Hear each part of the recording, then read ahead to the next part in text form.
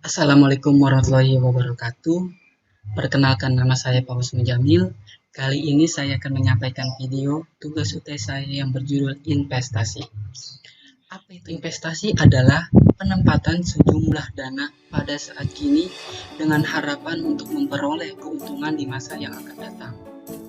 Investasi tidak lepas dari faktor harapan atau ekspektasi tentang masa depan. Dan berbicara dengan masa depan, artinya investasi pasti membutuhkan waktu. Apa yang diharapkan oleh Anda untuk masa depan? Apa tujuan Anda? Banyak dari kita yang mempunyai tujuan.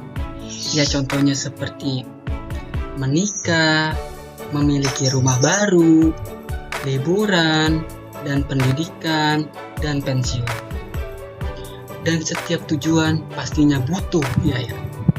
Nah, berbicara tentang biaya apapun itu dari tahun ke tahun pasti mengalami yang namanya kenaikan atau inflasi. Pertanyaannya, bagaimana dengan menabung? Kenapa kita mesti investasi? Tidakkah cukup saya mencapai tujuan saya dengan cara menabung? Baik, katakanlah sebuah rumah di tahun 2020 adalah sebesar 480 juta rupiah. Dan Anda siap menabung sebesar 5 juta per bulannya dengan harapan Anda bisa dapat memiliki rumah tersebut pada 8 tahun kemudian. Oke, 5 juta kali 96 bulan sama dengan 8 tahun. Sama dengan 480 juta. Pertanyaannya adalah, apakah 8 tahun ke depan harga rumah tersebut masih 480 juta?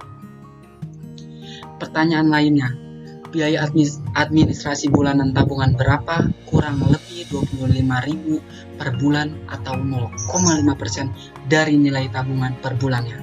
Lalu bunga tabungan berapa persen?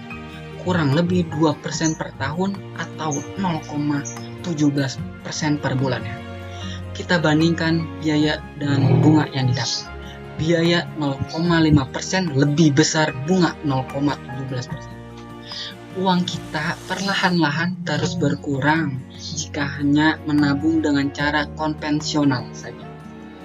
Kesalahan utama dalam metode menabung dengan konvensional adalah tidak memasukkan faktor penurunan nilai dan biaya dari. Di Indonesia, kenaikan barang dan jasa dalam kurun waktu 10 tahun terakhir berkisar angka 6%. Jika Anda menyimpan atau menabung uang Anda dengan tujuan mencapai impian Anda di masa yang akan datang, maka Anda harus membeli suatu produk investasi yang dapat memberikan imbal hasil lebih dari kenaikan harga tadi. Dan pada hakikatnya, hidup akan lebih mudah bagi Anda jika mengatur keuangan secara bijak dan berinvestasi sedini mungkin. Apa yang diharapkan oleh Anda untuk masa depan? Apa tujuan Anda? Banyak dari kita yang mempunyai tujuan. Ya, contohnya seperti menikah, memiliki rumah baru, liburan, dan pendidikan, dan pensiun. Dan setiap tujuan pastinya butuh biaya. Nah, berbicara tentang biaya apapun itu dari tahun ke tahun pasti mengalami yang namanya kenaikan atau inflasi. Pertanyaannya, bagaimana dengan menabung? Kenapa kita mesti investasi? Tidakkah cukup saya mencapai tujuan saya dengan cara menabung? Baik, katakanlah sebuah rumah di tahun 2020 adalah sebesar 480 juta rupiah. Dan Anda siap menabung sebesar 5 juta per bulannya dengan harapan Anda bisa dapat memiliki rumah tersebut pada 8 tahun kemudian. Oke, 5 juta kali 96 bulan sama dengan 8 tahun. Sama dengan 480 juta. Pertanyaannya adalah, apakah 8 tahun ke depan harga rumah tersebut masih 480 juta? Pertanyaan lainnya, biaya administrasi bulanan tabungan berapa? Kurang lebih 25.000 per bulan atau 0,5% dari nilai tabungan per bulannya.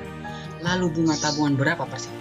Kurang lebih 2% per tahun atau 0,17% per bulannya.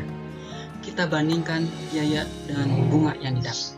biaya 0,5% lebih besar bunga 0,17%. Uang kita perlahan-lahan terus berkurang jika hanya menabung dengan cara konvensional saja. Kesalahan utama dalam metode menabung dengan konvensional adalah tidak memasukkan faktor penurunan nilai dan biaya dari uang. Di Indonesia, kenaikan barang dan jasa dalam kurun waktu 10 tahun terakhir berkisar angka 6%. Jika Anda menyimpan atau menabung uang Anda dengan tujuan mencapai impian Anda di masa yang akan datang, maka Anda harus membeli suatu produk investasi yang dapat memberikan imbal hasil lebih dari kenaikan harga.